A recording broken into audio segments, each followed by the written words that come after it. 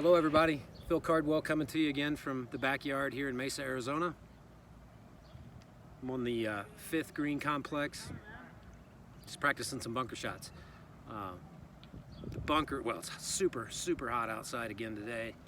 Again, 107 degrees, it's been like that for a week.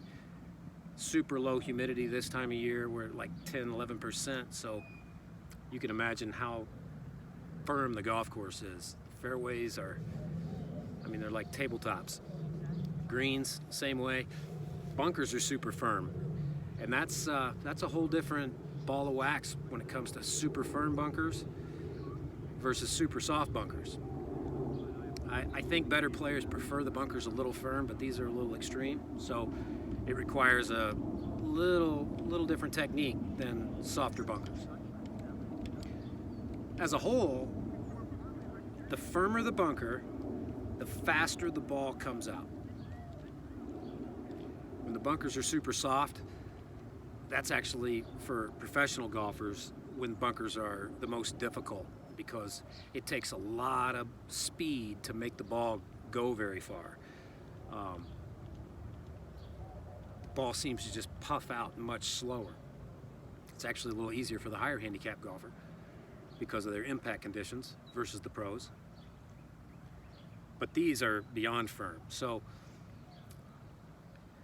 a person that has a little pretty shallow angle of attack and fairly handsy through the strike, they're gonna really struggle because you can't really slide the club under the ball.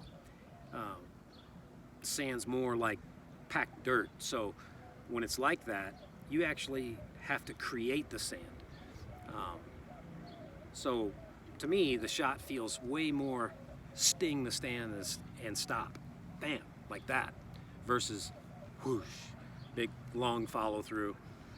When pros play out of soft bunkers, you're gonna see a lot of languid type shots. When they're firm, they're gonna really be down in here like this and boom. You can play both techniques in both bunkers, but that's a big generalization. But I'm more of the second guy that likes to really sting it. I feel like I compress the sand rather than slip the club under the sand. So I definitely struggle more in soft bunkers. With that being said, Rockville Links, where I teach in the summer, the bunkers they're new, and it takes a while for new bunkers to settle. They are so soft. So polar opposite of what I'm going to be working on here.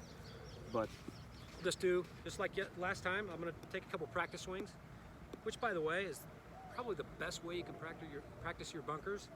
It's just practice hitting the sand, because that's what the skill is. It's about throwing a patch of sand onto the green. It's really that simple. Throwing a patch of sand onto the green, the ball should be landing where you're trying to throw that patch on the green. The ball will generally go out in the same direction that you're throwing the sand, if your technique's correct. Poor technique will tend to send the ball off direction, but if your technique's fairly sound, all you should be trying to do is throw the sand where you want to land the ball. And when they're firm like this, you can't toss it out like this, you have to sting it out. So I'm gonna really brace in, get myself braced for this real fast, bam, sting in the sand. I'm gonna brace in. I've got some angle forward on my club. You won't see it so much when I lower my hands. That tends to make the shaft look like it's leaning back. Trust me, I'm not this way. I'm into this shot. My hands are super low. So I'm in a position where I can really compress the sand. Now, a lot of people would say, hey, that's a lot of shaft lean. Well, by the time my club hits the sand and goes under the ball, it's going to be more straight up and down. I'm certainly not trying to scoop it this way. But I'm not trying to hold it. I'm getting into position and then bam, very little follow through.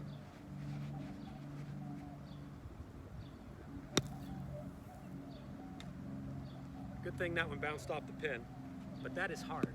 That is brick hard. Let's try another one.